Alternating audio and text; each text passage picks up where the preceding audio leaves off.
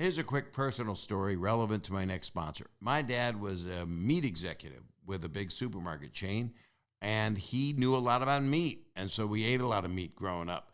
And I really like Omaha steaks. They're pretty amazing. They come frozen, put them in the freezer. When you want them, you take them out, you thaw them out, and then you just, that night, you put them on the grill, put them in a pan.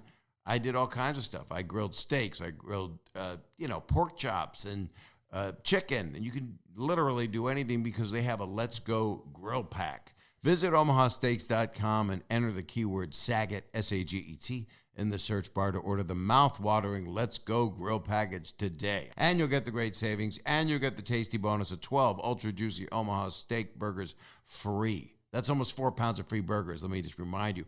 To top it off, you'll also get $20 off on your first order. Who doesn't like that?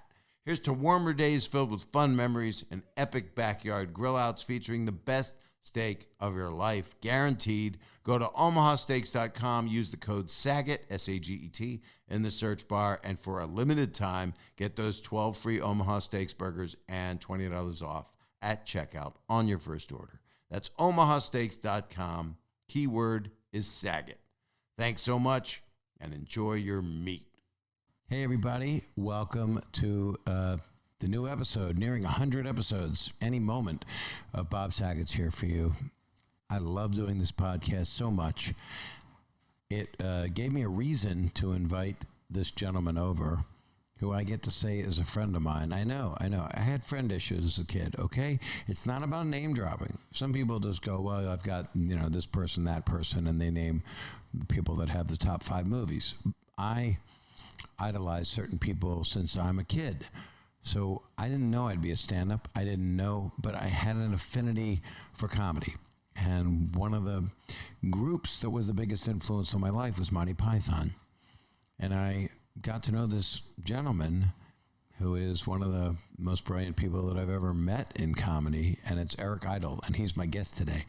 So those of you that might not know Gen Z, forget about it, but you can learn. You should try Gen X, study up, see some movies, see Holy Grail, see Life of Brian, see Meaning of Life, go through the annals, I said annals, of Monty Python, and then go through the history of Eric Idle, Spamalot on Broadway, a great writer. This is called Always Look on the Bright Side of Life. It's a sort of biography. That's what it is. And it's a really good book. I had the pleasure of doing the book talk for him here in Santa Monica, and he went and did it in England and Canada and Australia. It's a really good book, especially if you're a Python fan. They were undeniably kind of the Beatles of comedy, and George Harrison always wanted to meet Eric, and they became really dear friends, one of the best friends of each other's lives. And George Harrison made it possible for Life of Brian to get made. He financed it. So this is a really special podcast today of someone that I saw Holy Grail in a theater in Philadelphia when I was 17 or 18, and I couldn't believe what I'd seen. And we were all laughing out loud at the genius of these gentlemen. And I'd already seen them on television in Monty Python's Flying Circus. Some places they called it Flying Circus, some places they called it Monty Python. In any case, brilliant, brilliant men and women that put this together. This historic comedy troupe that will live forever. And if you're not familiar with them, I recommend right away Holy Grail, Meaning of Life, Life of Brian. I'm a musical comedy aficionado or wannabe. I'm a wannabe, and I do musical comedy in my work. I always have. And this gentleman wrote this song, Always Look on the Bright Side of Life. Wrote a lot of songs, wrote the theme song and sang for The Meaning of Life. He's a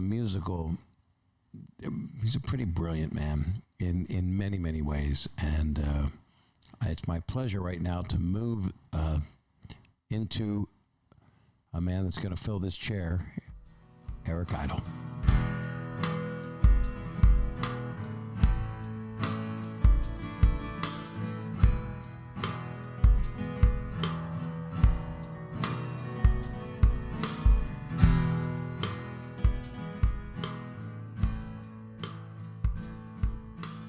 Who would you look at in your life and go, oh my God, I can't believe I got to sit and talk with them? Well, quite a lot of people. Unlikely, unusual. I met the guy who discovered DNA. Is that true? Yeah. What were they called? Did he discover it in the couch? Well, not just in the couch. He's got it in his trousers, but we were on holiday, so we had to get rid of it. But his name, he did the DNA. Those two, Crick and Watson, Dr. Watson, right, was his name. Oddly enough, bizarre. Yeah, no, and he was really funny. He was a really funny guy, and we had good fun. And he was very nice. My wife loved him too. He was a good companion for dinner. How did he? So he worked in a lab, and he was just trying to figure out how human beings. Well, that was 1950s in Cambridge. And him and Crick, and there was a Rosie somebody from London University was also involved. I think they nicked her research. But they were trying to figure out the modeling shape of what DNA is. And they finally came up with it, and they made a double helix. And suddenly everything fitted. And that was the beginning of the genetic science, which now means we have the genetic code completely done. Which is some people, I don't think, believe in that now. There's no end to how many stupid people there are in the world, and that's quite normal, because how would you expect there to be more intelligent people than stupid? Yeah. Because it would be going the wrong way. So this is like people are evolving, but slowly. But if it was proportionally different, I think we'd be a much more peaceful society around the whole world, Too many people to be peaceful. I think the interesting thing about COVID has been on lockdown, it was like being in the 18th century, and I actually quite enjoyed it, because you didn't have to go out. Right. Dress up every bloody night and think of something funny to say, or where are you going to have dinner, or it's really nice. It was like the 18th century, and occasionally you'd hear news, and that was it. You have the most wonderful wife. Apparently, yes, I do. Actually, we celebrated our 40th wedding anniversary the other day, which was very, very, very much fun. And she's lovely. She's adorable. She is, and she's beautiful. That too. You fell in love with her instantly? I remember you actually told me this at dinner. She asked. I was in New York, and it was an after party for Saturday Night Live down in the Bowery, and she asked me to dance, which is asking for it, isn't it? Right. And she got it. So no, we've been together since that day. It was absolutely love at first sight. She was just incredible. I just come off the beach that day from Barbados to New York. From 86 to 16 degrees. And what had you been doing all that time? I'd been on the beach with Ricky Fattar playing guitar, and I'd gone to have Christmas with Lorne Michaels in Barbados, and Paul Simon, who was with Shelley Duvall at the time. Right. And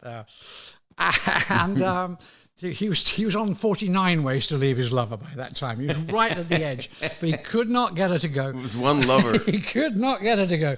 Anyway, so then Lorne, met me, because we were talking about the Rutles. I'd shown a clip of the Rutles on Saturday Night Live, and he said, well, let's make what are you going to do? I said, I'm going to do a documentary on it for the BBC. He said, well, come and make it for NBC. You'll have a bigger budget. And I said, great. So we met in Barbados, and I was waiting there when he went back to New York and pitched it to NBC. And then I called for the meeting. Yes, they're interested, and so I went in for that. And Lorne exec produced the Rutles? Lorne produced the Rutles. Yes, it was a Broadway video. So it was. He had a series of. He had a few late night slots. Mm-hmm. So that was actually no. This was prime time. He had two. It was put on in prime time initially, where it came 73rd, which is close. But then the late night repeat was huge, and then after that it went to England, and they put it on, and they repeated it 4 weeks later, which is something the BBC never did. It was huge. I remember watching it. When you first showed it on Saturday Night Live, it was just few minutes short. That's what it was. It was a clip from my television series called Rutland Weekend Television. Okay, and so it was one track, one song, and with me doing the running away from camera joke, talking, and the camera keeps moving away, so I have to, so it was that, and then we did a Hard Day's Rut in black and white to the song, and it was fantastic. It was interesting because people wrote in to the Rutles to SNL. So he had all this fan mail coming in to Dirk and Stig and Nasty, and that was very sweet. And so, it was a really nice time, because I had to wait maybe 3 weeks, 4 weeks on the beach while they set it all up. And then I just went into New York to do and then I met Tanya, totally in love with her. And I had to live with her in Dan Aykroyd's flat in the Bowery. So I was writing, she'd go off to do her job, and I'd sit there all day with her enormous Alsatian dog writing the Rutles. It was very lovely. It was in the Bond Street in the Bowery, though. It was really, really scary. It's not now. Now it's huge. fashion. No, for sure. Well, not after COVID. Now it's opening up. It wasn't as fashionable this past year. But it was really fashionable down there. I went down there. Yeah. I always stay down there. I love it there. All it was then was like empty lofts, deserted streets, and CBGBs. Just across the road in Bond Street. Now, you took me off track time-wise. So the Rutles was a series that you've been doing. No, Rutland Weekend Television. Rutland Weekend Television. And how many had you done of that? I did 2 series, which are English series. There was 6 and a 7, and a Christmas special, which George Harrison was the guest on. Right. With that rather wonderful joke. I'm holding here in my hand, anybody that's looking at this on YouTube, because it's not really television. It's just a thing. I thought it was radio. I thought it was going to be radio. No, this is radio. It really is. There's not many people that watch this. We have this for promos mainly. Okay. It's mainly so that people can look at it and see some funny thing that you said. And all you have to do basically is say George Harrison or Lorne Michaels, and then I'll say, that's it. Yeah. Okay. And then I'll go, I just sit here in awe because I was like 15 and was a Python horror. I mean, I wouldn't have slept with all of you, but you wrote things that spoke to me, It was interesting to me when I came to this country just how pervasive Python had been, and it was quite interesting because it was only on PBS. It was never on network. It would never still not be on network. Right. Nobody would ever put it on television. So, but because PBS was everywhere, and you could just get it, it's not measured, but it's there, it's everywhere, and it went around the country. There was no money to be seen from that at the time, right? Because that's public television. No money, but far more valuable is we picked up fans. Oh my God! They would have to buy things, and eventually, when 20 years we didn't make a dime from the Holy Grail because somebody kind of. I didn't know that. Somebody took it. It was opened, by Don Rugoff at Cinema 2, and then somebody got hold of it and kept it going around all the colleges, making a fortune, showing with screenings and that. I don't know how they got the print, but then. Eventually, after 20 years, the copyright reverted to us and we got it back. And then we could, we began to see some money from it. And then... Well, that I know for a fact because I know everything about you. I just forget everything because there's so much about you. And I was able to do your book talk. You were very kind to do my book. But you were very kind to ask me. And it's amazing. And it's called, the title of the song, from Life of Brian, Always Look on the Bright Side of Life. So I'm holding it up. That's what we can run on the promo. And it is so beautiful. There you are from Holy Grail, but it is so apropos, especially now. I mean, COVID is the Black Plague. People don't want to admit it, but sure. It's what it is. Sure. And then you're going up and you're on a cross. And how did that? I know how, but I want you to tell everybody how did that ending. That flourish for Life of Brian come about? That was going to be the song. Well, we were having problems because we were getting towards the end of. We were writing the film. We were getting towards the end of the film, and everybody was headed for crucifixion. I mean, everybody, all the characters were being arrested or being sent off. So I said, well, why don't we finish with a song? So what do you mean? So it could be on the cross, we could be singing. And then Gillian went, yeah, we could be kicking our legs and singing. And I said, and it should be like a happy song, like a Disney song, maybe with a little whistle, and it should be like looking on the bright side. And they said, yeah, that sounds good. That's right. We're finished now. And so I went home and I wrote it in about half an hour. Right. Because I just had my guitar and I had these jazz chords and I knew it'd have to be always look on the bright side of life. And then I just added a whistle, And then you've got the beginning of a song. And it came quite quickly, actually. It's nice. A perfect song. Well, thank you. I mean, it's the number one funeral song in England. I knew that, and I heard it at a funeral here in the States, because it is the way we're supposed to look at it. When it's not too tragic, if you're able to look outside of it. Well, I think you have to look outside yourself. I think that's it's helpful. But I think it's really funny because, with a song is so opposite, almost anti-ironic, because they're being crucified. So looking on the bright side of life is a very limited, got a tiny audience, finite time that you have left. Well, a few days apparently. Yeah. According well, to it could be the absolutely. scriptures. No, absolutely, because you're dying of exposure. Right. You're not. There's nothing. They try and poke them on a bit if it's Good Friday because the Sabbath's coming. They have to take him down by the Sabbath. That's why he survived. It's not a Good Friday. It's pretty good. Good Friday, everybody. Where did you sit? The things you don't talk about that you guys did, that you always have, are the first dates. You don't talk about politics, religion. You don't talk about any of it. You don't talk about. People are arguing now, especially in the U.S., and violently arguing. Just people. I mean, not even the news that fuels it on. And yet, that's everything you've always tackled: the upstairs, downstairs of the very poor people and the very wealthy. It's, to me, what's so prophetic about everything you've ever been involved with. Literally everything. But it's sort of based on, I think, a British experience. I think there's something about the British experience. It's not American. Comedy isn't really American. It can apply to America, I think, but it didn't really set out to be about America in any way, I don't think. And I think it was sort of satire on the British society. And then, they think of us as nice, cuddly old folks, but we didn't like them at all. Right. We were trying to really irritate them and annoy them. And I think we succeeded. No, we did. What did you did things about the royal family. You would do things about royalty, about wealthy people. Did you get a bunch of shit from people for doing it all those years?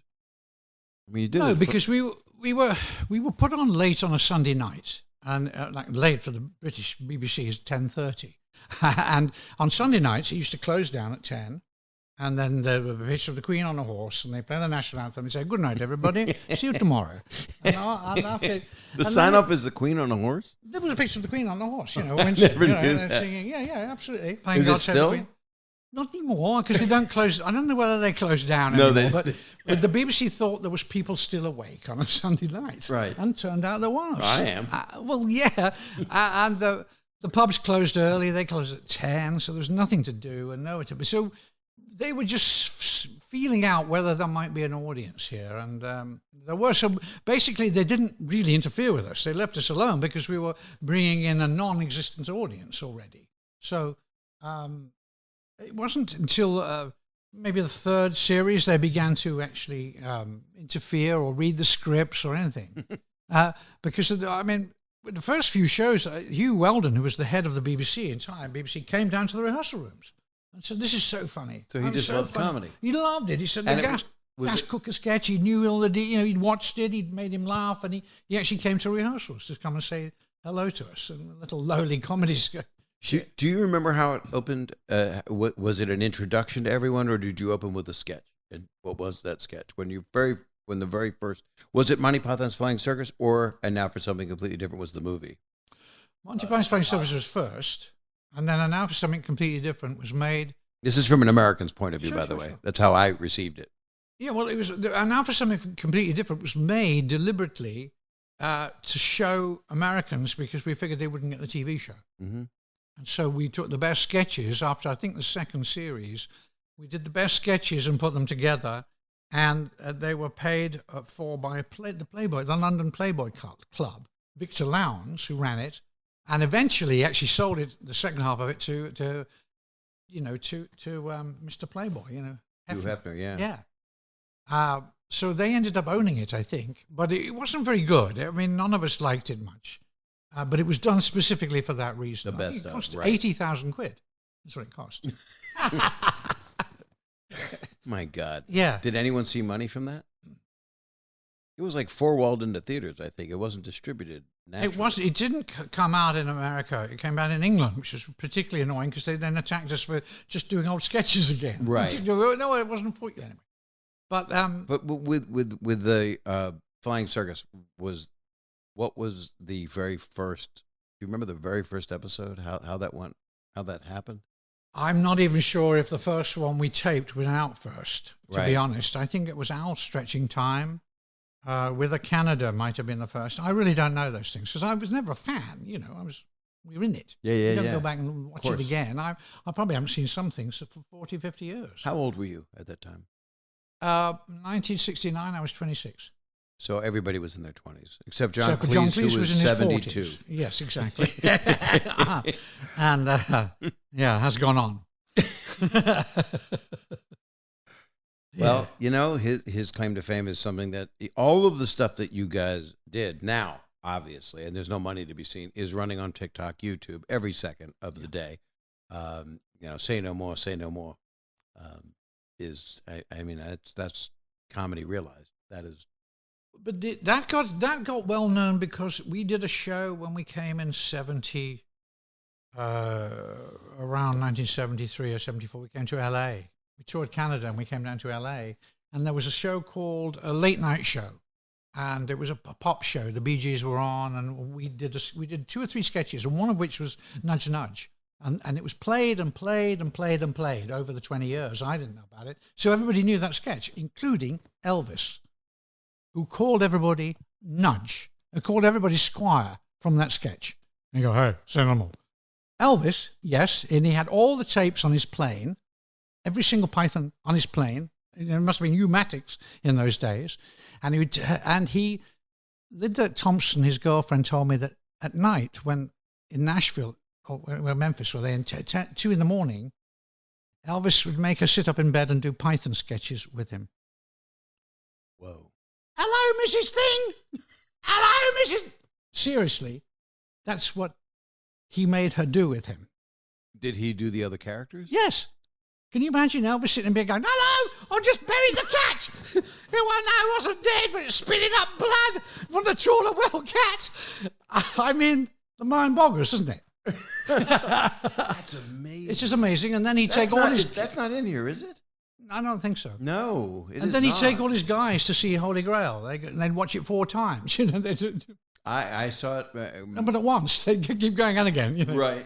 I saw it in a theater in Philadelphia, and... they had, they kept playing, I've got a lovely bunch of coconuts. Here they are all standing in a row. A song from the 40s or something. And then they had someone with coconuts in the theater. So they turned it into a Rocky Horror Picture Show type of event in Philly. Wow. When it first came out. Wow. And I know the story from it, from reading and knowing that you guys had no money. You ran out of money, broke the 4th wall, shot the rich guy. Shot the narrator. Did you shoot the narrator? What happened? The historian gets sliced down by knights. That's quite good. And then it becomes a murder mystery. Well, who killed him? You know, it's like, and the end. It's the worst ending in the world. My daughter said it's the worst ending of any film she's ever seen because the guy just stops it, and the police come in and stop it. She said, that's it. That's your ending. But that's then you just look at shit. Blazing Saddles. Mel Brooks breaks the 4th wall. It's giant production, but it's the same kind of ending. It's they break the 4th wall and all the cowboys are in the studios. Yeah. You just did it on the cheap because the movie was made for. We didn't have enough money to film the battle scene. It was all set up for the battle on the beach, and they did shots of about 20 students holding things in every different angle they could possibly do to make it look like. But we couldn't have them, attacking each other because we didn't have the bodies. It's a miracle. That movie's a miracle. And Terry Gilliam directed it, right? No, Terry Jones directed it, and Terry Gilliam also directed it. So stupid. So it was the 2 of them. The 2 of them. We said anybody called Terry can direct. It's a shit job, and nobody wanted to do it, except those 2 were kind of very keen. And so, but it was good for that reason because it had both Terry Jones's obsession with trying to get the comedy on screen, right? And then, for example, when he does one scene, he'll hold the camera, not to leave the room till you or anyone else. It's a 4-minute take. That's the live take as us doing it, which is why it's funny. Because you don't have some editor going, oh, no, you should have a reaction here, or you should do this, or, all the things that editors do to ruin comedy. It was a choice, and it was a good choice because he held a wide frame, and we used to talk about Woody Allen doing that. We used to watch Woody Allen films, Love and Death and things like that, and he does that too. And he's very good at shooting comedy, making sure the comedy's on screen. Gilliam doesn't know a thing about that, but he does know about smoke, and he does know about beautiful boats floating across the lake. And putting those together made it look like a proper film, rather than us doing sketches. Yeah. And he did the same thing, really, in The Meaning of Life, where you open up with a huge, the Crimson Pearl Assurance, society film, which is about 18 minutes before the film actually starts. Yeah. So it's there's something for the cineasts, if we can say that. Yeah. Terry Jones is a huge loss. Yeah. Is that one of your tougher ones?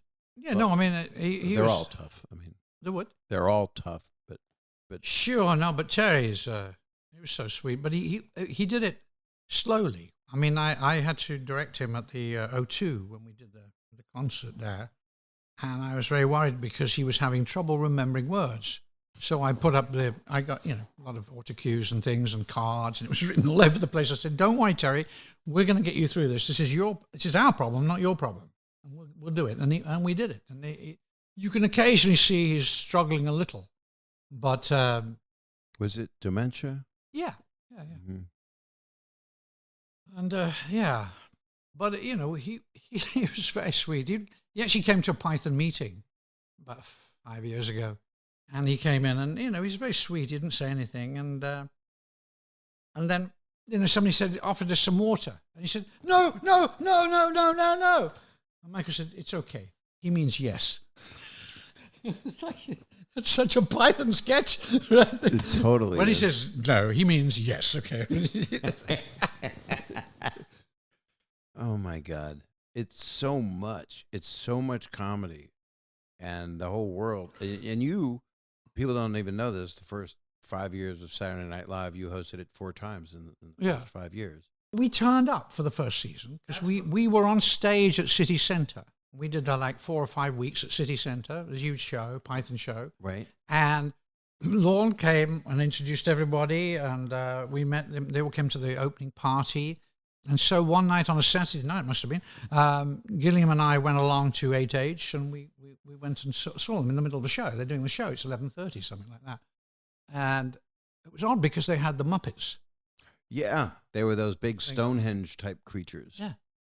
And then I think Belushi and Aykroyd were very unhappy about the Muppet business. But then Lorne, Claire, they spun them off, and they went to London, and it was huge, became the Muppet Show.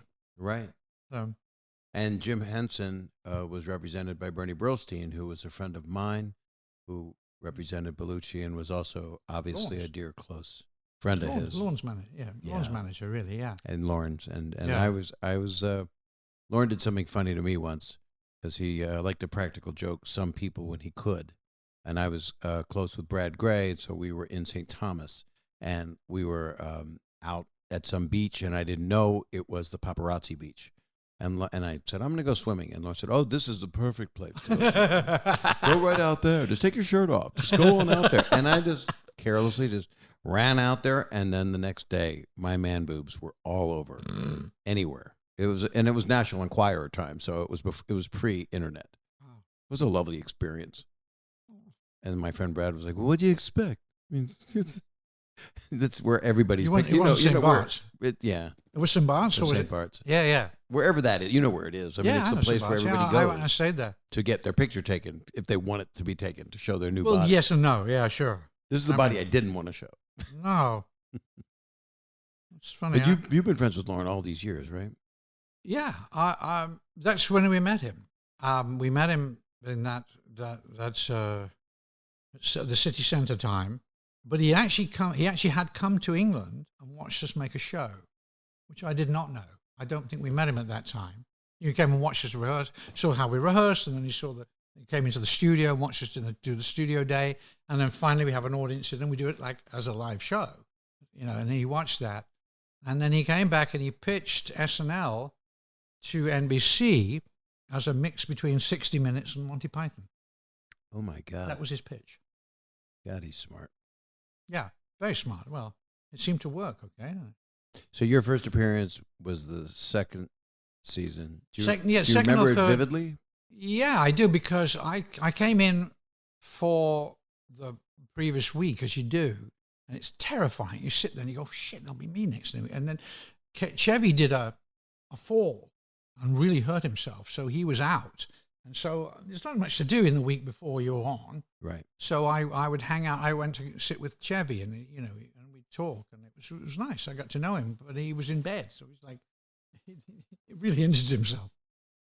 It changed television in the United States Absolutely forever. changed. And Canada, forever. Because someone like Terry Gilliam, is American-born, had to come to England to get a job. He couldn't, he'd done Harvey Kurtzman's Mad magazine, but he couldn't get work, so he came over and hung around us. How did you guys meet? Were you doing like a Groundlings type workshop? Is that what you were doing? Did you do small shows? For Terry Gilliam? Yeah. We're doing it. Michael, Terry Jones, and I had a children's television show called Do Not Adjust Your Set. I have it right here. I have all the answers, and yet I come out of here with nothing. The Bonzo Dog Doodah Band were in that with Neil Innes, and then, then Gilliam came along, and he had some sketches, and he had some written sketches, and he'd drawn some things, and I loved his drawings. His drawings were fantastic. And then I said, well, he wanted to be involved with us. And then Mike and Terry went, oh, America? No. And I said, look, he's got something. No, I don't know what it is, and I don't know what made me say that, but I got him in. He joined us, which is like really kind of a bit strange. It was the worst thing I ever did. Changed his life. Yeah. And everybody knows he's a very even-tempered, normal guy. He's fairly even-tempered. I mean, God, I would have done anything to work with him because the lunacy is so fantastic. And he finally got his Don Quixote thing done. Yep, he did. I always liked him very much. He was very funny. He is very funny. He's quite brilliant. Yeah. Oh, yeah. All of it. Oh, yeah, but I love his. I have some of it, but I love his drawings and his cartoons. Well, the animation was it saved all the big budget stuff. But I think what the animation did, the amount of cliffs you all fell off of. Yes, absolutely. But I think what it did was to provide a sort of Victorian framework for the film, right? The show. Yeah, yeah. Where everything seemed to be part of this odd Victorian box. So in the sketches, and then there was a bit of animation in the sketches, but it seemed to make it all about something.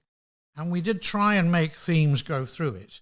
I mean, if we'd write a lot of sketches and then we'd chuck them into different shows because that would seem to be a theme emerging, or that would be a theme emerging, and we could link it and come in and out. And that was kind of fun. That was like Python committee writing, whereas the actual sketches were often done in little groups of individuals. Right, which is not unlike how Saturday Night Live has modeled itself. That's exactly the same way. Someone will write a sketch with someone else for themselves.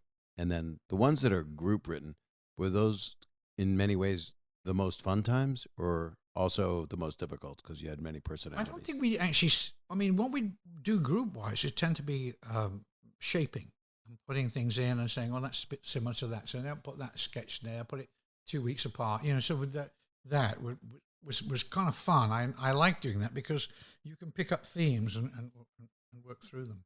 And that gives it some sort of extra thing, which is I think to do with story. We like story. We like to be told things through story, and I think that's. And Python didn't seem overtly have anything in common, but it actually had some things in common. Certainly, attitude. And to this day, everybody's different personalities, completely different personalities. But there's a certain. No matter what you do, you are kin to these gentlemen. Even if there were conflicts throughout or whatever, there's no way that you're part of.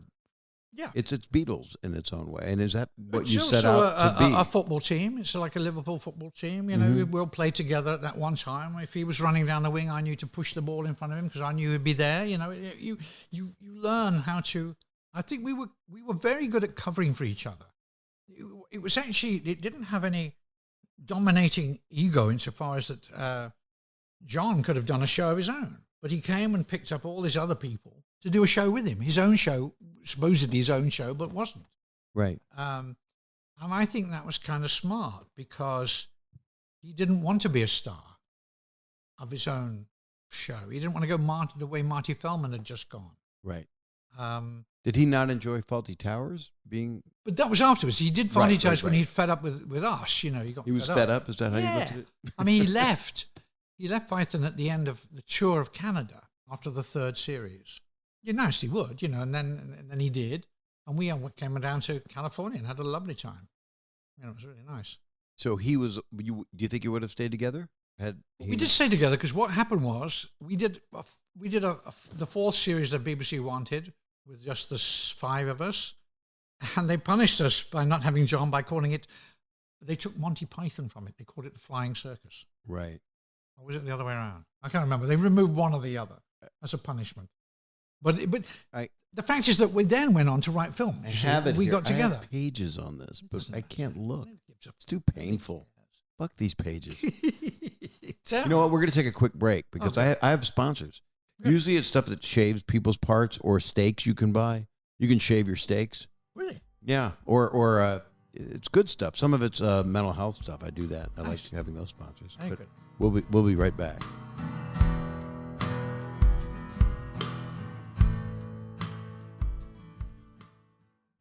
Here's a quick personal story relevant to my next sponsor. My dad was a meat executive with a big supermarket chain, and he knew a lot about meat. And so we ate a lot of meat growing up.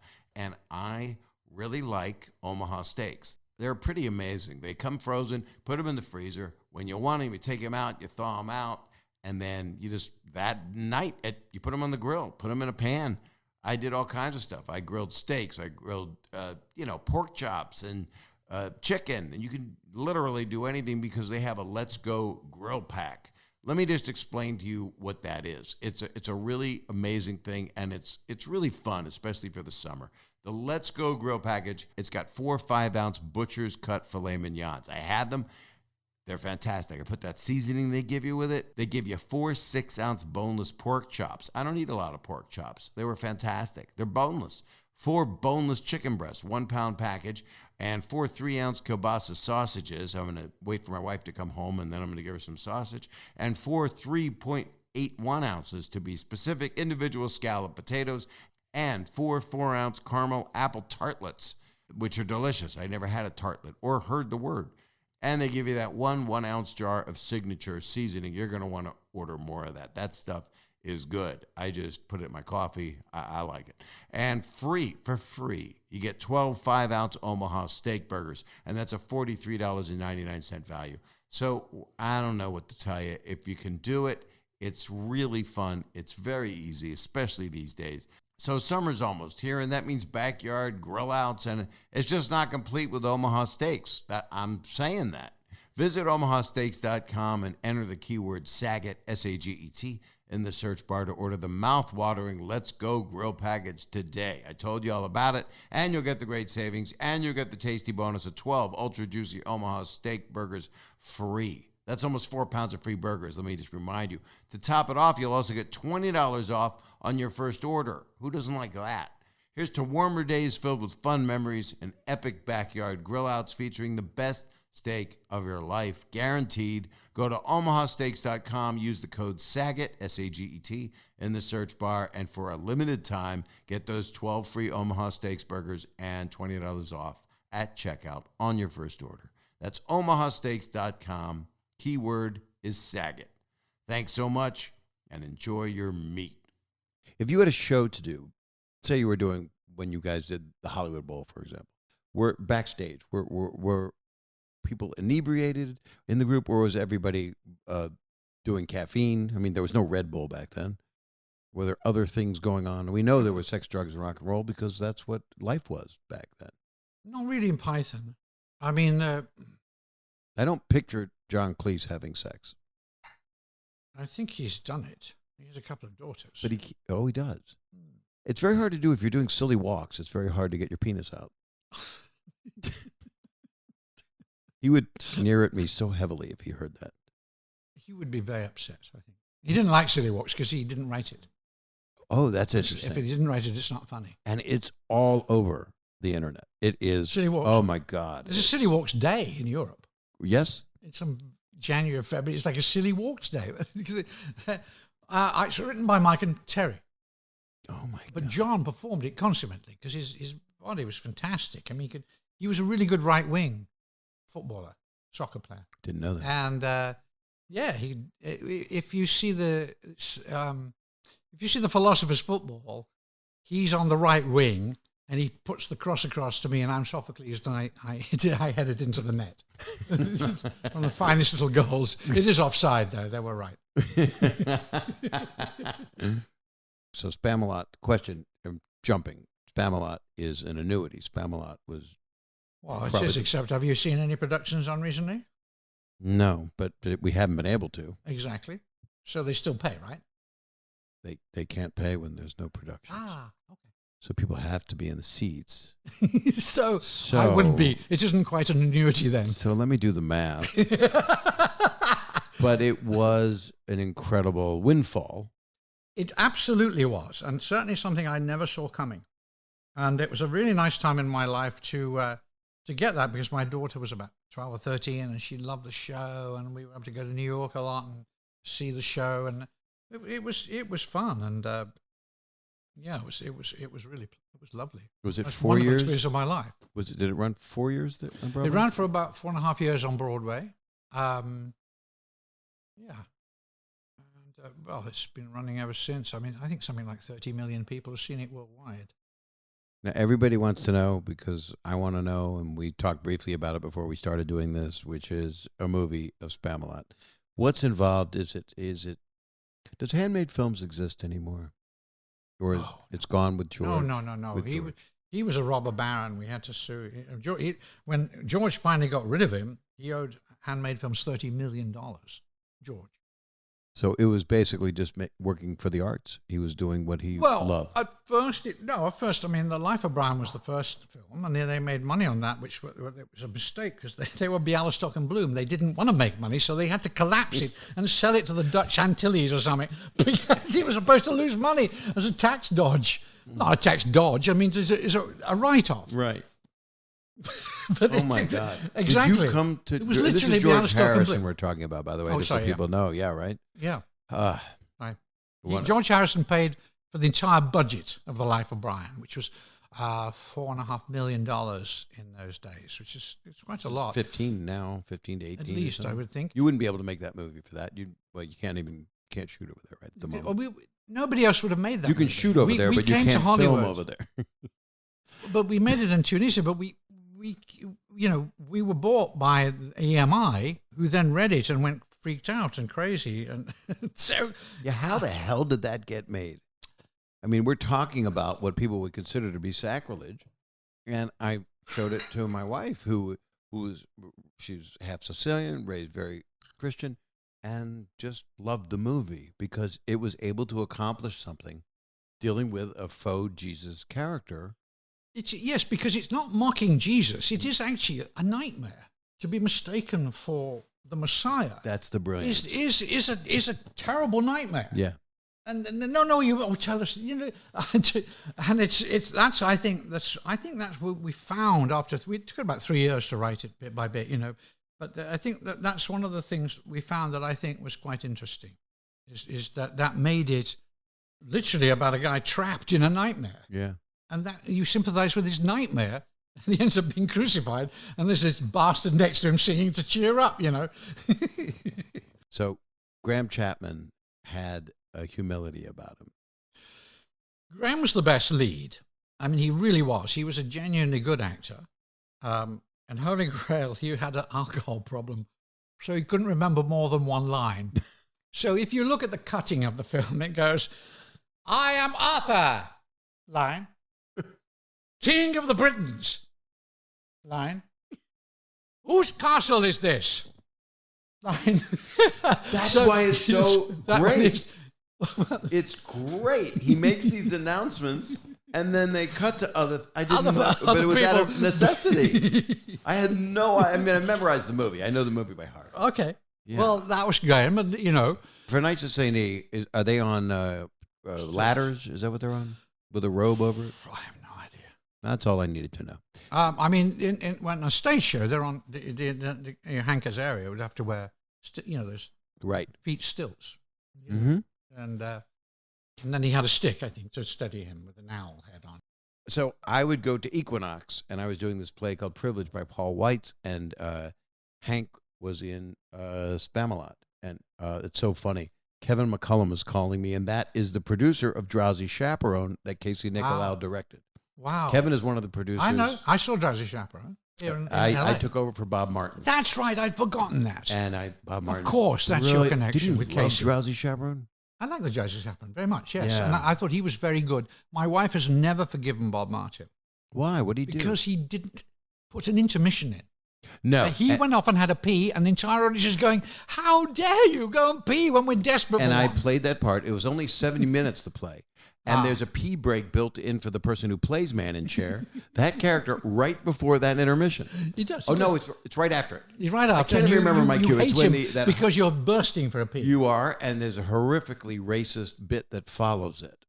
It was wonderful, but not now. I don't think they would allow it at the moment. But it was supposed to be a takeoff on Flower Drum Song. That was the idea. And Danny Burston, my friend, was in it.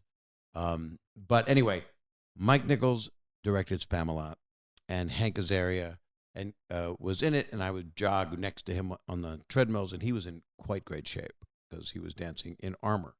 And you had David Hyde Pierce in that, and I mean, it was amazing, the people. Wonderful cast. And you had Mike Nichols directing it.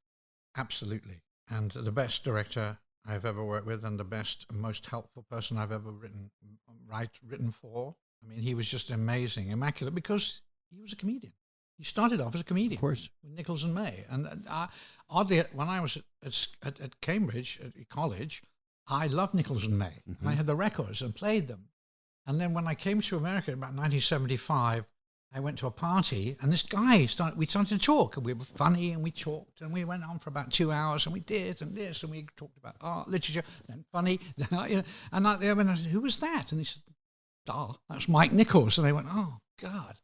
So we were friends for a long time before we worked together. And so, did you approach him to direct it?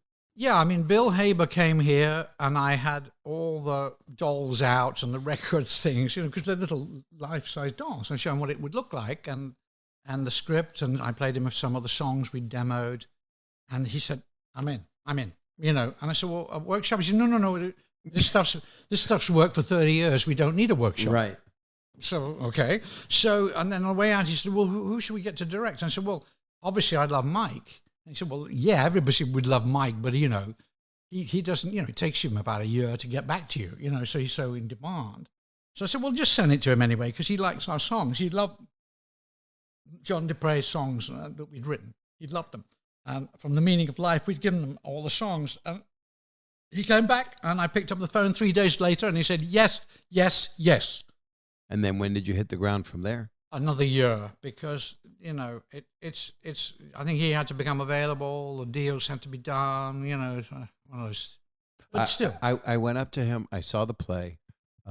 You weren't in New York, and I didn't know you, so I don't think you would have said come backstage.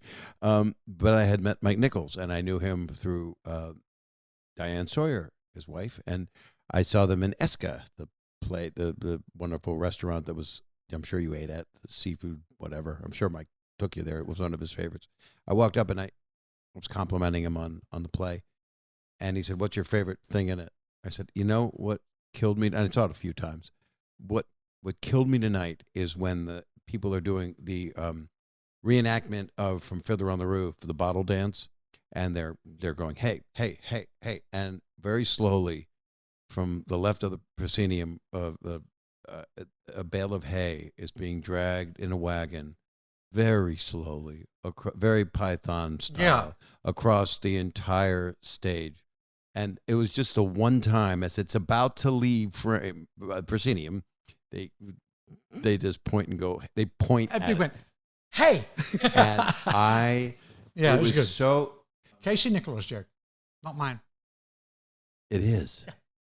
Casey directed Book of Mormon. I mean, my God. But before that, he was the choreographer. He was the director for me on Drowsy Chaperone. And then he came to you to be the choreographer. It was his first job choreographing. And the really odd thing was, I only got into the musical business by Garth Drabinsky, who asked me to write the book for Seussical. Oh, my God. And he gave me this task, and I thought, oh, this is fun. And I had to read. I didn't know Seuss very well, because I grew up in England, obviously. And so I read every book of Seuss and every biography and everything I could. And I had to choose what the play would be. So I chose, Horton here. So because it's a nice, you got large and the small. And I wrote this the treatment for it, and then sent it to Lynn, and they wrote some beautiful melodies. And they kept trying to get me in to play Cat in the Hat. Which that would have been so great. Yeah, but except my daughter might have missed me eventually at school. Yeah, don't you think? it is a long. That's what's nice about me is I haven't. What's horrible about me is I haven't done a full run. What's great about me is I'll do 4 months. I'll do 75 to 100 shows, and then. But you're not the original person in the part. But you're not spending a year of your life gone. I couldn't do that.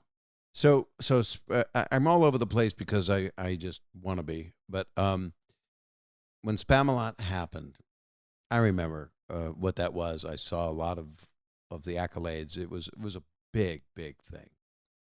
It was huge. It was unexpected, and it was very pleasant because we opened in Chicago and it was sold out before the run was sold out because we had a brilliant cast, and also Python. It's pretty well known, Holy Grail. So, but there was no guarantee it was going to work, and we cut 2 or 3 songs, and it was pretty much as it hit the deck running. It was pretty good, And then when it came to New York, people hadn't expected it, and it sort of snuck in, and then it won the Tony, which was just unbelievable. I never imagined such a thing. And then they immediately sold it, I think, to Steve Wynn. Right. And we were whole within 5 months or something. It was an unheard of recoupment of $11 million. Back in Vegas. And yeah. I heard he didn't see it. Oh, I heard he couldn't see it. I'm sorry. Is that bad? Is that in bad taste? He's not funding my stuff. I've never hung out with him. Really? Is he a nice man? Can we cut? We're not going to break yet. I guess we should. Yes, probably. he can be a nice man. He loved Spamalot. Well, that makes him a great man. Yes, and I remember the night he came to see it because the producer came to me. Came to be there. He came to be watching the show. Right. And the producer said to me, Steve Wynn's in. And I said, who? And he said, they're from Vegas. It's a very big deal. Yeah. Will you sit next to him? I said, well, what about you? He said, I've got to go. I've got this thing. Mike's got this thing. You sit next to Steve Wynn.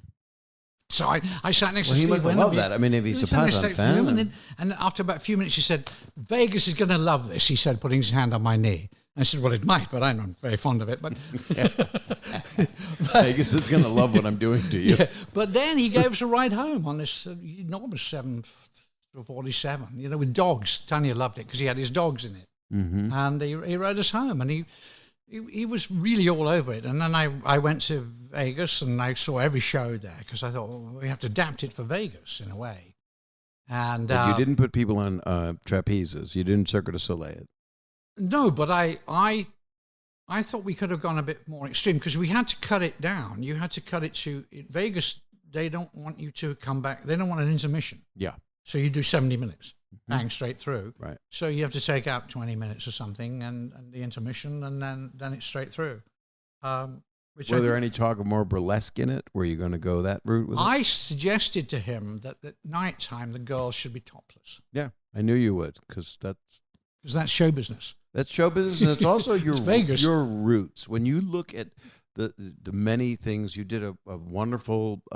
Was it a book of sexual positions? Yes. And the Vatican Sex Manual. Right. It's 70 positions in which you can't have sex. Right. So you're unable to have sex. And you can't because you're not facing each your other. Your head's in the wrong place and your knees are, yes, it's illustrated, by the way. So you were in fabulous shape, by the way. And your spine was mountable. I mean, I've never seen anything like it. And I've looked at it many, many times. Couldn't take my eyes on you. But looking at that, did you get a lot of? I'm just going all over because I can't help it. I want to free associate when I talk to you. I don't know why. It shouldn't be free. I'm not funny. Isn't. I'll be funny next. It's not free. It's costing me a lot. It is. I don't know. Yes. At least I don't have gas money because I've got the Tesla. That is so great that you have that. By the way, that is. I plugged it into your computer. Is that okay? It also downloads most of the things you've got on there, but yeah, it's nothing. It's nothing but pictures from your sex manual. Did you get in trouble from that? From what? From having nude photos of yourself with the Vatican mentioned. How could they give you? Did you get any religious groups outraged or anything? I think it's the sort of joke that I've in my experience, and I've known several people who are religious, and I've known Jesuits, and they always love it. A good joke. You see, that's where we're not at right now. That's where we're not. Because you have evangelicals who are, not very puritanical, and there's a lot of rules, Yeah, and but- humor's gone. You everything's gone because you're now, it's just a cult. You're under control. Yeah. And that's not humanity, and that's not, it's not religion, really, I don't think. I mean, my best friend was George Harrison from about 1975, and he taught me more about anything, but the only thing we actually disagreed on was religion, which we agreed never to sort of argue about it, because he was, a committed Hindu, and I was with him on his deathbed, and he was very happy because he wasn't going to be reincarnated. I mean, come back in human form. Right. He was a Shri, he was kind of high. And I said, because I think I could do with a bit more. I'd come back, You would care to come back. Yeah, I don't find humanity that horrible. I mean, I like human beings. I think we've done rather well. I think it's an extraordinary species. You think we're just going through some speed bumps right now? Well, I think when the rats fill up the cage, so the pressures are on to get off the planet, and that's why you see Musk and all those people getting ready to go off. Yeah, we can't fix this one, so let's go put rubbish out in there. Will inevitably be the impetus to get off. Is why would you leave this amazing planet? Yeah, this beautiful planet that we can fix, and we will. It's not too late. I think we will, because I think that the options are not great. And I think people don't really, I think they think they have an option. That's what's so weird about this thing, that this actually is going to happen. It's not like, well, it may happen. No, it's happening. So if you're not, I don't know. I don't understand why people deny it. Denying that we're destroying the planet and deforestation and because there's going to be murder. Huge, horrible, and it's interesting we start off with the pandemic because I think there will be more of these sort of things, and also, someone like Bangladesh may just disappear. Right. I mean, it's a delta. But yet you're hopeful that this is what humanity does. It fails forward. I think this is a great species. I think it's Homo sapiens sapiens. So it's two wisdoms. And I think I thought you were stuttering. I'm sorry. I thought. I think we have a lot of very, very brilliant people on the planet who have done remarkable things, and that, we still sort of think we're all different nations and stupidities like that. But I think sport brings everybody together, and we're doing better at getting to understand that the pandemic has proved to everybody it's only one world. There's only the Earth. You can't get off it. But they don't want it to be that way. They want to go back to their little cubbies. But you cannot go back once. The pandemic won't leave you alone. It's No. not going to. And you're right. It's not going to be just this pandemic. There's going to be other things that happen. And well, we know that because it's happened, and we adapt, and we've survived. We survived the plague. But most humans can't track 100 years. They don't care about 100 years. You can look at history. I can look at what I know and go, okay, so 500 years ago this happened. 800 years ago this happened, whatever we can track. So this is one of those things, and it's monumental, but people don't care to do that because this isn't what they had 15 years ago, That's how short-sighted. They don't want to look at the long, I grand think scheme. One of the problems of people is that my generation come out of World War II. Mm-hmm. So we know how bad things really can get. I mean, we come out of the devastation of Europe. I'm born in 1943. There's 2 more years of a war when they're sending, V2s all over bombing. And, but so that life was something that you were grateful for. They stopped trying to kill us. That was kind of a deal. Yeah. And, so it was rationing and it was horrible and it was blitzy. But then suddenly, my generation came up with rock and roll, and they suddenly became the Beatles, and they became the Who, and they became all of that. And they became artists and photographers and designers. Isn't that interesting how there's a huge surge of that after disaster? Absolutely, because that's how we recover. What happens exactly? Mm-hmm. You always have a renaissance after a disaster. That's what you do, and then and I think we're going to have like the 20s again, probably, aren't we? After COVID, I think so. Yeah, People will go crazy, and I think there's going to be a lot of people wanting entertainment in a big way. I think movies are going to come back in theaters. I think people want to collect. They have. I think that's proved this weekend. I think that's true. I think people like that experience of shared.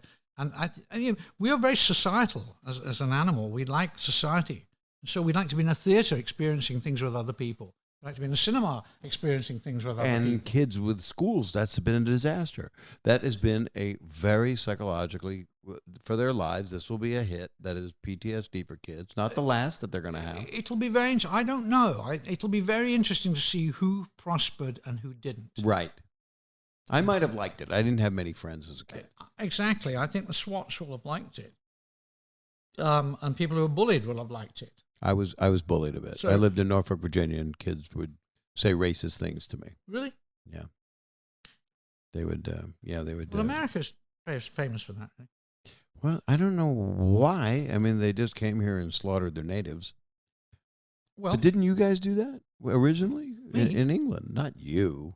We slaughtered natives? I think so. What was there before the proper British people came over? Where did they come? Proper British people. It's you got a series of tribes. You got the Picts, the Saxons, the Anglos, the Jutes, and they also fight each other. Did they all come from Vikings? So they came basically. No, the Vikings came and raped everybody from the north, and then you get the Normans coming from the France, and then you get the Angles and the Saxons and the Celts were all from that side. So this is huge. But who were the native people of? There's no native people anywhere. There's only people who are there at this time. Got it. Even the native people who were here weren't here before that because they came down on the land bridge, possibly on the boats.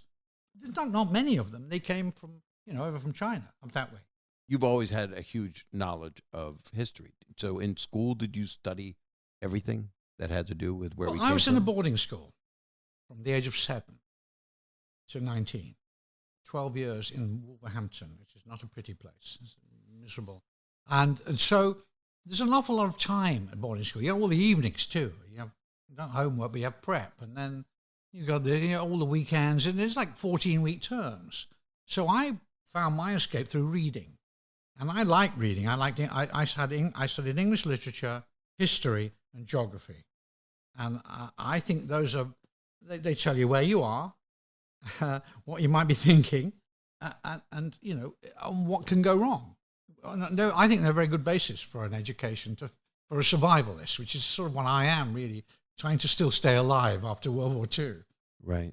Do you have any memories where you were already like 2 years old when the war ended? I remember two things. I remember the sound of the siren. Terrifying, when you were led down into the Anderson shelters. And I remember a Mickey Mouse gas mask, which I had. They give kids a Mickey Mouse gas mask. Oh my God. And you put it on, and it's like rubber, and it's Mickey. So I've hated Disney and scuba diving ever since. Some people wear them for sex now. Really? Yeah, okay, I do. The Mickey Mouse? Yeah. Uh-huh. Because I'm a big fan. Nothing weird about you. You don't wear the mini one. No. Well, I wear it, but somewhere else. Oh. Yeah, I Thank wear you. it. It's like wearing two masks. So, my God, so you're coming out of the war ending, so it's rejoiceful. So your childhood is rebuilding. Well, we don't know what the war was. We don't know anything other than the war. We're born in 43. I'm born in 43. Mike's born in 43. I think Gilliam's 1940. Cleese is a phony war baby. He's born in 1939, before the war. So he saw real stuff. Did he? Probably not. I don't know. Because he was in Clifton, which is maybe he might. There was a movie John Borman made, Hope and Glory, which shows his childhood, which is in proper London, right? And bombs coming down and destroying the homes. And then the kids were moved away into the country but and all that. Cleese didn't see that. You're saying? Well, I'm from the north of England, and Cleese, I don't know. I mean, I don't know his. There has to be something that turned him into him.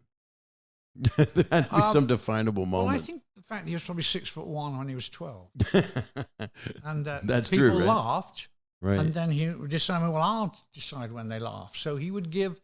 He was a proper public school. He was at Clifton College, and he would. He was famous for doing impersonations of Hitler. And he would go and do that at his school. Right. But he was very happy at school, John. And the interesting thing about his autobiography, is that he goes back to his public school to teach Latin for 2 years when he should have gone to Cambridge. But I think what happened was everybody came back from the war and they gave them all places at the universities. the returning RAF and servicemen that went into the, and so he had to wait, and so he went back to teach Latin at his boarding school. So it's like, that one, God. Romani's that's all him, really. I want to ask you about 5 more things that take about 2 to 3 hours apiece. So we're going to take one more break, and we'll be right back with the one and only Eric Idle. I have to ask about George Harrison because he's, for a lot of people, one of the more beautiful people that has lived. Yes, we know him, of course, for his work, but also as a human and as a soul. Well, how did you meet? I think it was 75, you were saying. I'm not sure if that's the right year. It was 1975, and we, Gilliam and I were asked to fly to LA to attend a screening at the Directors Guild, the old Directors Guild on Sunset. Mm-hmm. And so we came in, and then Gilliam and I were taken around in a horrible sweaty car. It was hot, boiling, and we would do interviews, and we had a screening. And then there was the screening at the Directors Guild, and at the end of it, George suddenly appeared behind us. We were standing at the back. He said, "Oh, there you are. I've been waiting for you. I've been trying to meet you for ages." He said, "Let's go and have a reefer in the projection booth." And I said, "Oh, okay." So, up we went to the projection booth. The projectionist just watches some of the cars come in, and a Beatle lighting up a joint. So, okay. And we were thrown out of there eventually because I think they had another screening of something. So then we went off to dinner. There's a picture of us having dinner. And then George and I went on, and he took me to A&M, where Tom Scott was working on his album, George's Extra Texture. And then he said, "Do you want to meet Joni?" And I said, "What?" He said, "She's next door." I said, "Are you kidding?" So we went door and met Joni Mitchell. And then we played me some tracks, and then we went back to the Beverly Wilshire, and we talked all night. It was just like, that was love at first sight. We just talked, and we had so much in common because we'd both been in these groups, powerful groups, with powerful, brilliant people. Yeah. And yet we were sort of solo people on our own. So I think there was a connection because we filled a similar position in the group. This person who doesn't have a partner, it doesn't, and I think we both learned how to get our own material into the bigger group's work with only one vote.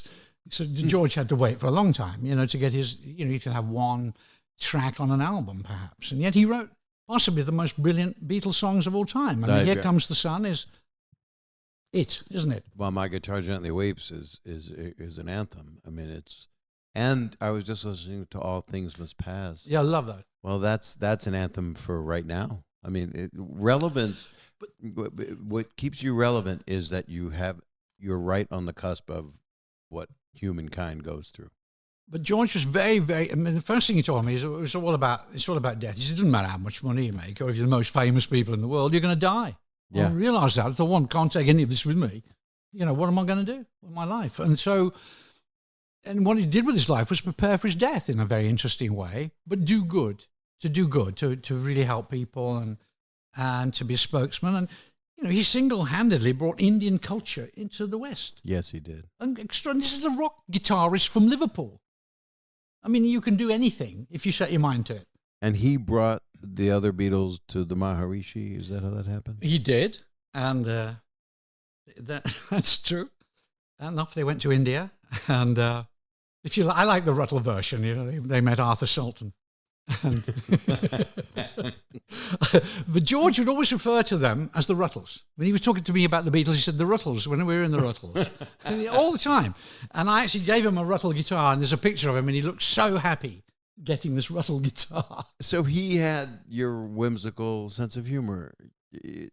Oh, George is a tremendous. I mean, his best. He had Peter Sellers at his house. He was, he was very, very fond of comedy. They were all very. The reason they were successful in America, I believe, is the Beatles were funny. Yeah. And when they hit the airport, they were so funny. Yeah. What's that hair called? Fred. How'd you find America turn left and green? It was all those one-liners, and they were absolutely enchanting. And it was Ringo that made them popular, because here's this big-nosed guy. Right. And he's the drummer. He's in a rock group, and everybody, oh, he's just like a regular person. And he's doing throwaways. And yet John would say something incredibly poignant in the middle and kind of bring it to a halt and then do a Groucho kind of way out. Yeah. But I mean, they were so extraordinary. I mean, they're all individually still. I mean, the ones alive are still extraordinarily talented. It was a very interesting story, and I was glad I had the task of doing that, because when I did the Rutles, I had to read everything about the Beatles, obviously, and then got magazines and everything, interviews, and then George showed me a film called The Long and Winding Road, which was their compilation, which none of them could agree which bits to cut or to lose. So there was still a bit of that. It came out eventually in the 90s when they did that anthology thing, Right. A lot of that material. Which was good. The anthology was quite beautiful. Yeah, no, I mean, how could it not be? But it was different versions. And I look forward to the new one. Well, Peter Jackson is making it's the new cut of Let It Be, pretty much, right? Mm-hmm. And he's got 30 hours of footage or something like that. Yeah, and I mean, documentary. Have you seen anything? Have you? No, I haven't seen anything at all. But I'm anxious to see it, because it was such a sad film in the end. And documentary always focuses on what goes wrong. Yeah. Do you notice that? Well, when people said to Mike and I, they said, we want to make a documentary of the making of it. We went, no chance. Because a rehearsal is when you are supposed to fuck up. Yeah. That's the point of it. You and learn how not to be funny. And have difficulties. And then let's move on. So, but a documentary focuses on people in tears, or it wants all of that. And that's what's so beautiful about what I've heard Peter Jackson say was that they had so much fun doing Let It Be. Exactly. And the idea was to be on top of the building and record it. Yeah. And that looked miserable. It looked like people are medicated to forget about it. And it was supposed to be the second, Abbey Road was supposed to be the last album, from what I understand. Right. And they just switched it because they didn't feel Let It Be was, I don't know. It's got amazing music on it. It's got lovely music on it. And also they play a long time, but each one of them, I think, leaves and has a bit of a nervous. They're getting to the sort of age when men need to be married and go off and get boring, have children. And that's the age. You can't be young men running around, shagging everybody for, you can't do that. Yeah, that's but you're married, people. Happily married. I'm happily married. And yes, I'm not, you're not boring at all. I didn't say I was bored. No, but boring.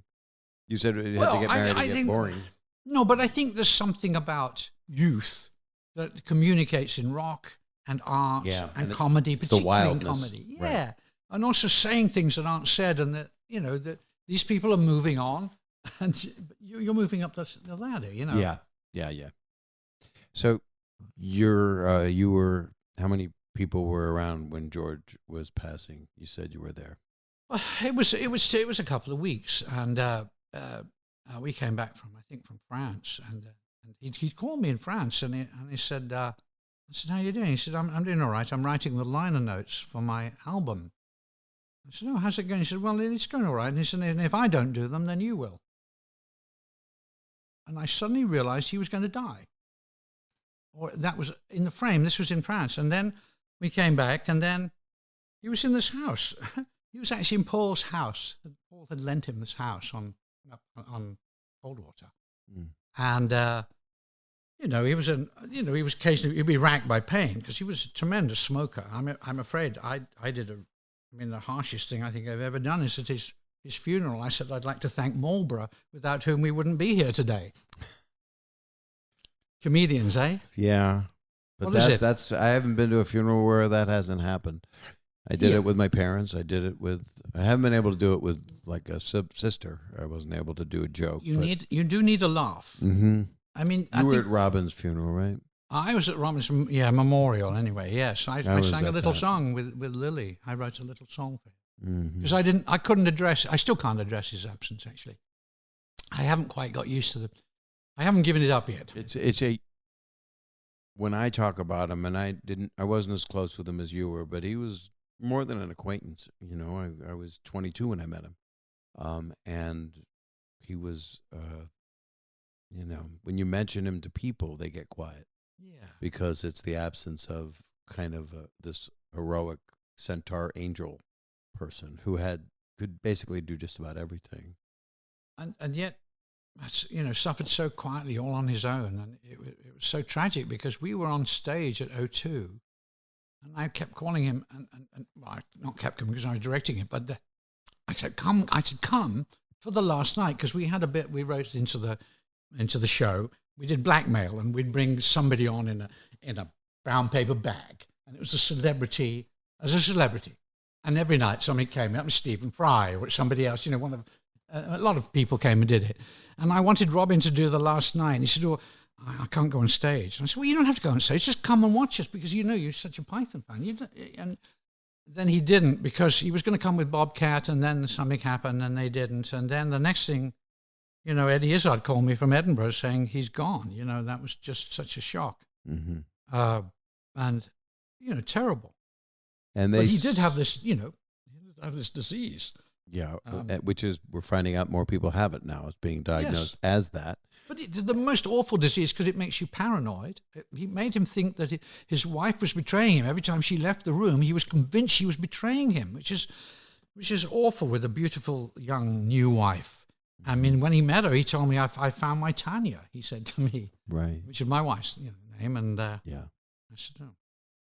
Anyway. Well, he was also, for people that know him, Bobcat and Rick Overton, that say, and his family say that was not him. The person that ended his life was not him, because that's what happens. And I've had that in my life, where people I'm close to had a sister with mental health issues, and when meds are changed, and when your brain, in his case, was, besides that, having the disease that he had. Undiagnosed. Yeah. Yeah. It'll always be a cavern in everybody's heart, especially people that Absolutely. Knew him. And, there's so many nice kids and so many people who loved him, and it's terrible.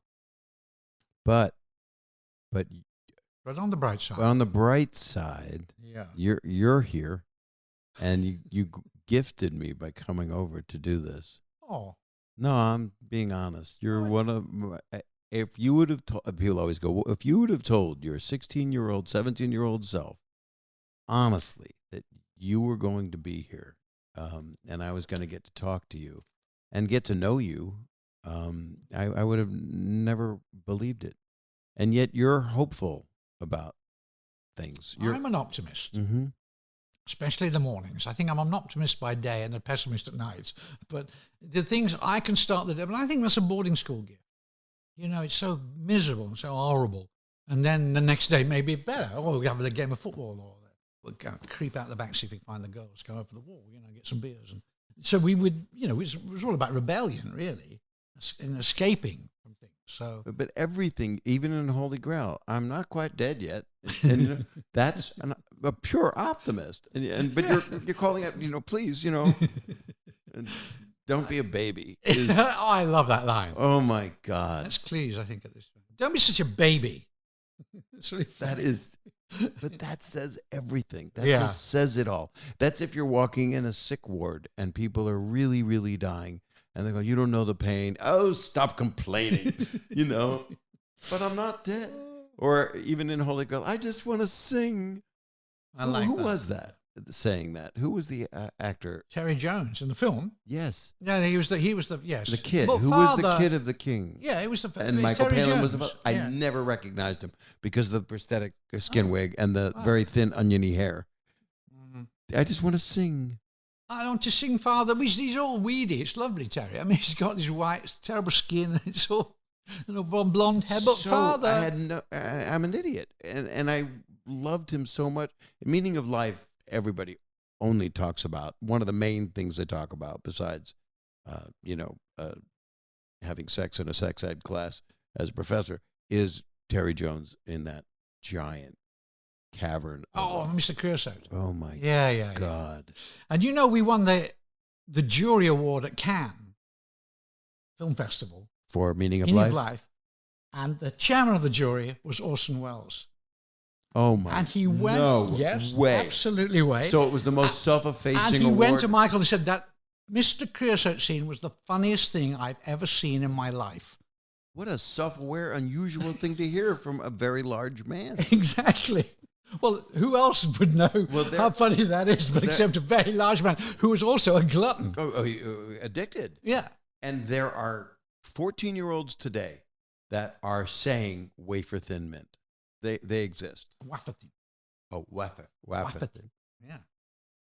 That is that comes from a French influence, does it not?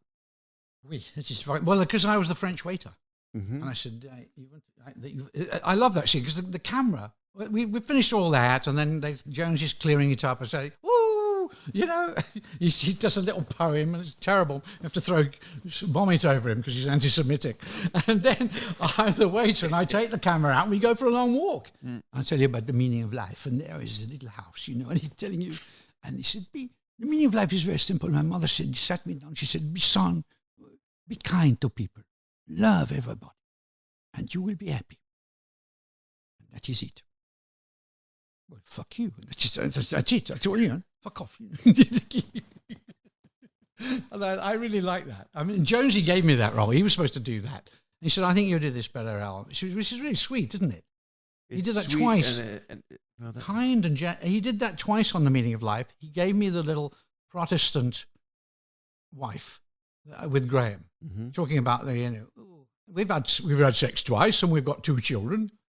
Oh, Harold, you know, I'm with that little Harold. So I did that one.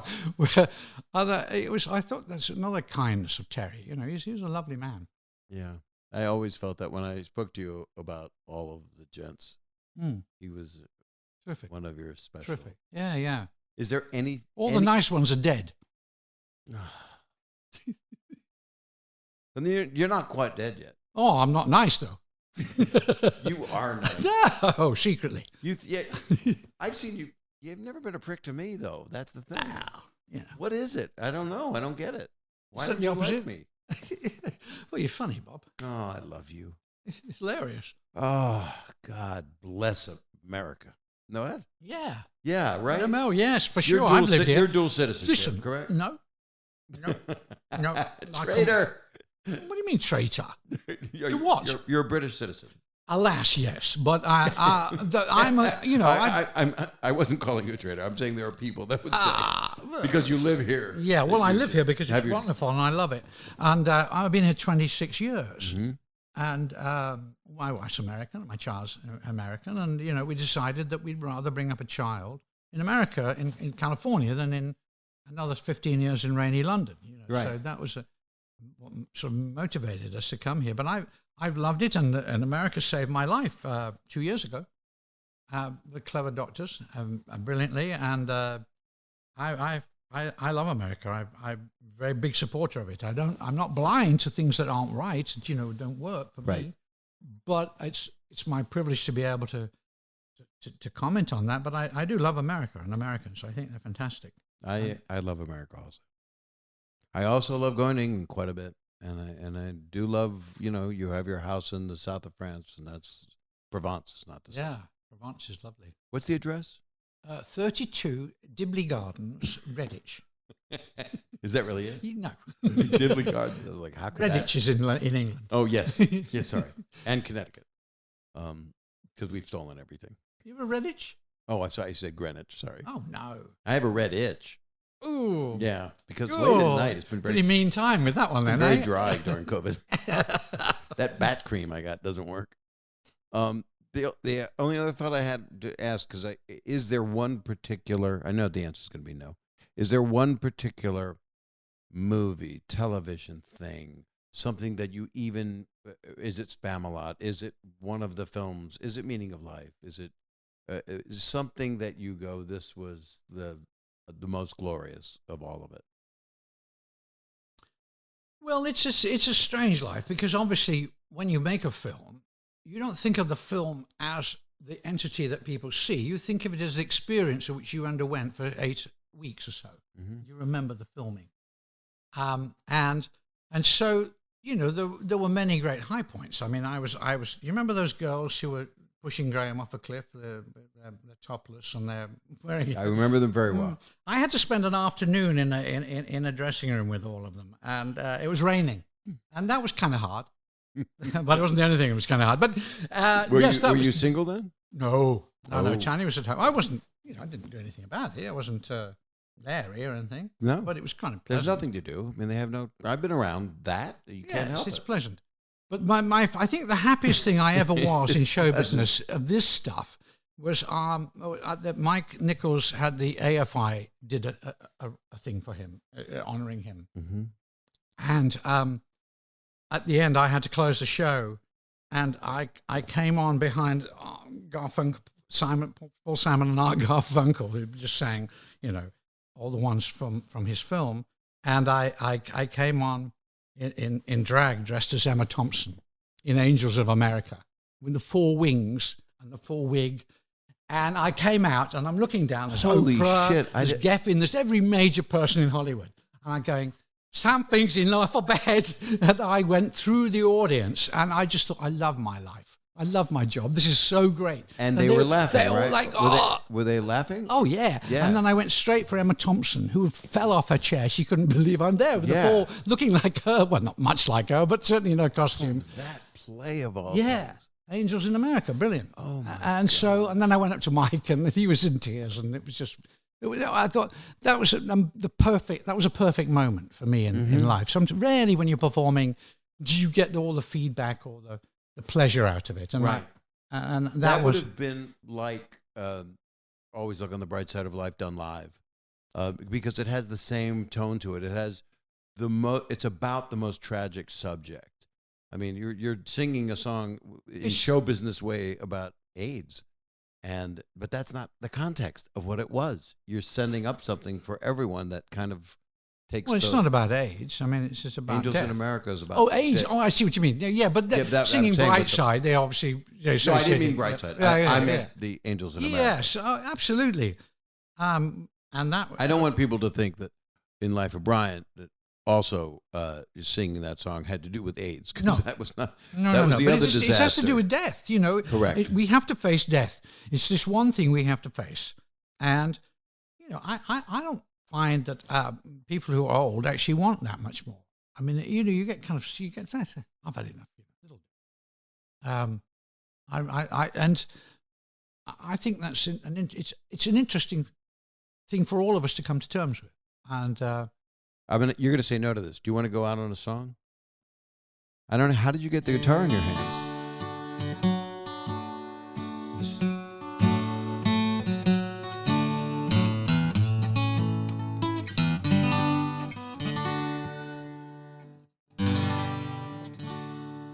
This may be the last time you see me.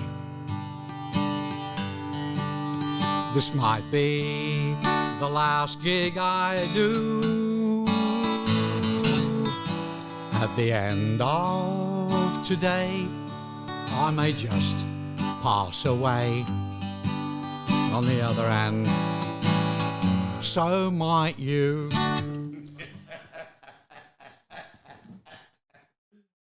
Okay, that was Eric Idle. Look, he's gone.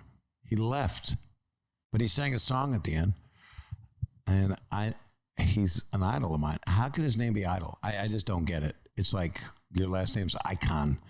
He is, I don't know. I just love the man. And if you're a Monty Python fan, you must have enjoyed this and gone, Bob, please stop being so ignorant, because that's how I feel about myself when I'm around greatness. So thank you for listening.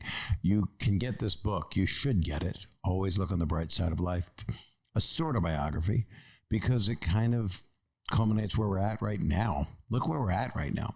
And to be able to be external from it and go, always look at the bright side of life. How can we do that with what we're living through, what we've lived through these past 2 years, what we lived through 4 years up to that, what we're living through right now, no matter what your viewpoint is? A lot of people ain't happy. So, and ain't is a word you don't hear in Britain too often. But I just, I really look up to this man, and I'm honored to have him as a friend. Eric Idle, watch every Monty Python thing ever done. Watch everything Eric Idle ever did. The Rutles. You wanna go through his stuff. If you go and look on Wikipedia, I'm holding up pages for the YouTube people, and you look at his credits, it's like, what? Oh, I know him from Casper. Things like that. You'll say, brilliant actor, brilliant writer, brilliant brain, and a really, really good man, Eric Idle. You know what to do with this podcast. You rate, review, you subscribe, and we'll be here. We ain't going anywhere. I'm going to keep doing it because I love doing it. Coming up to 100, but enough about the age of my testicles. How do you say Bob Saget's here for you after that? Well, I said it. Have a good one, everybody. Lots of love.